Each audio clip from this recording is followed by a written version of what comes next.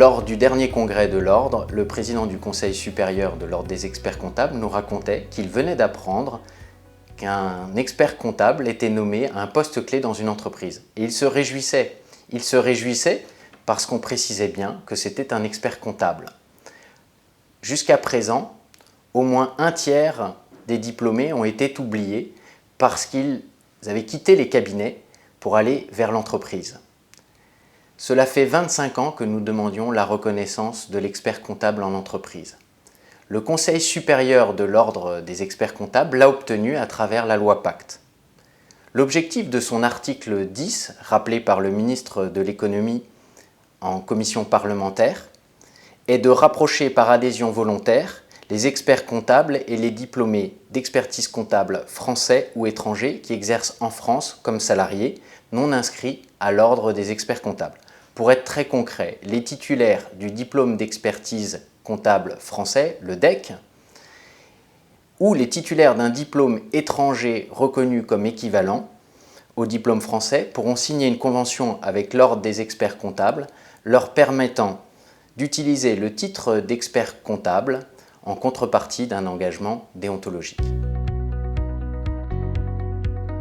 Au niveau international, les experts comptables en entreprise représentent un peu plus de la moitié de la profession. De nombreux pays, comparables à la France, leur laissent une large place. C'est le cas de l'Allemagne depuis 2008 et du Québec depuis 2012. C'est donc un changement important pour l'attractivité et la renommée de notre profession, de savoir que ces cadres ou ces dirigeants ont une formation d'experts comptables, car cela valorisera l'ensemble de notre profession. Lors de son discours de clôture, le Premier ministre, lors du congrès des experts comptables, a rappelé les deux principaux avantages de la reconnaissance des experts comptables en entreprise. D'abord, la profession gagnera en nombre et en visibilité. Ensuite, cette reconnaissance facilitera les passerelles entre l'exercice indépendant et salarié. L'instance aura ainsi plus de poids au niveau international.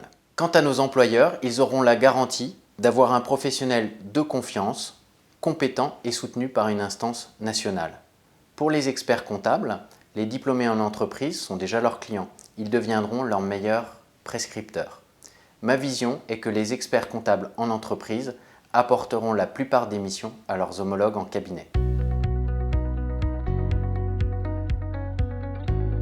La loi a été promulguée le 23 mai 2019. Nous attendons son décret d'application à l'automne. Dans l'intervalle, le Conseil supérieur de l'Ordre des experts comptables a organisé des groupes de travail afin de proposer des modalités pour sa mise en œuvre. Il s'agit d'évaluer notamment les aspects formation et engagement déontologique des experts comptables en entreprise, ainsi que les documents à fournir pour s'inscrire au tableau à la suite du tableau de l'Ordre au niveau des régions. Pour ce qui est des aspects formation, nous devrons mettre à jour nos connaissances et notre culture générale. Ces dispositions feront l'objet d'une recommandation pour la formation à caractère non prescriptif.